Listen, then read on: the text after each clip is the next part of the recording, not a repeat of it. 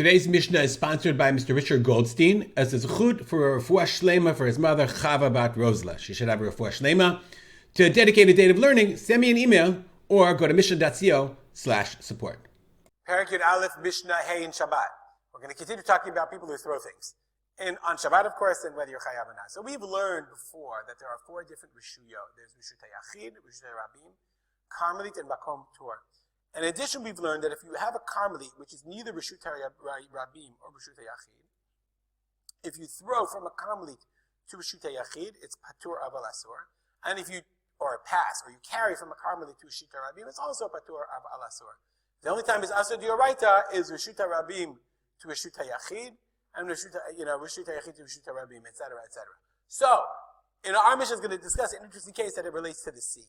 Hazorek min hayam leyabasha. Remember we learned in the last Mishnah, the yam, the sea, is a karmelit.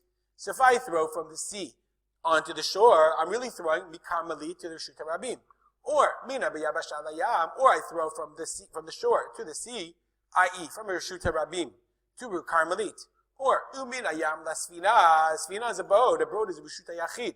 So I throw from the karmelit to reshut hayachid. Or mina sfina la yam, or I throw from the reshut hayachid to the karmelit.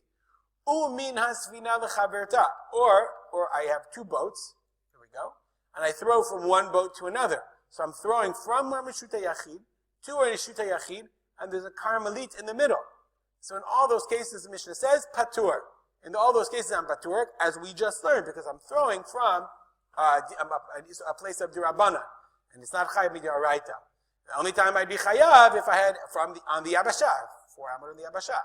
Sfinot kshurot zo bazo. If I have two boats that are tied together, then mitaltalin zo lazo. I found two boats, okay, tied together, a bunch of boats, and they're all tied together. I can carry from one to the other. They're all reshut hayachid if the bartenura says, if they belong to two people, I make an eruv. Remember, they're two private chatzerot. So therefore, on these boats, I have these boats. They're all private boats. So therefore, even though they're tied together, so there's no hefsek, there's no reshut hayachid mem, there's no karmelit in the middle.